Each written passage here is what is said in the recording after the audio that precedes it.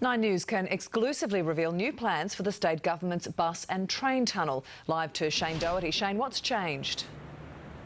Well, all the excitement over the BaT tunnel eclipsed the fact that it was going to cost us a big chunk of Victoria Park and close the PA Hospital's train station. But the Premier himself has intervened and helped to engineer a solution.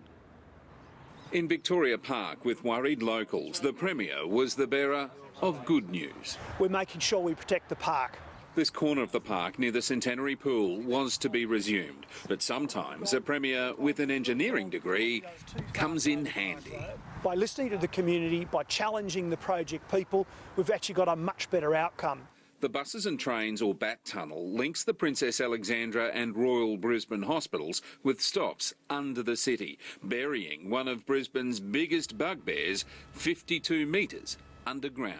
This is a gridlock buster. We'll be seeing some very fast bus services, particularly from the western suburbs through to the city. And there's light at the southern end of the tunnel. Under the old plan, the Dutton Park station was doomed, and now it's saved. The tunnel was to have long, flat entries and exits, but it was the Premier who suggested they be shorter and steeper, saving the park and train stations at either end. Good news for hundreds of residents who'd campaigned to change the government's mind. If we can save time on the roads through better public transport systems, that's great for families, and that's what it's all about. The $5 billion tunnel will take 5 years to build, funded partly by the $8 billion proceeds of asset sales. The Premier wants to hear from us where else we want to go.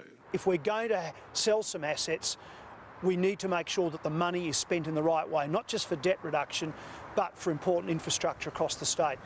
Shane Doherty, 9 News.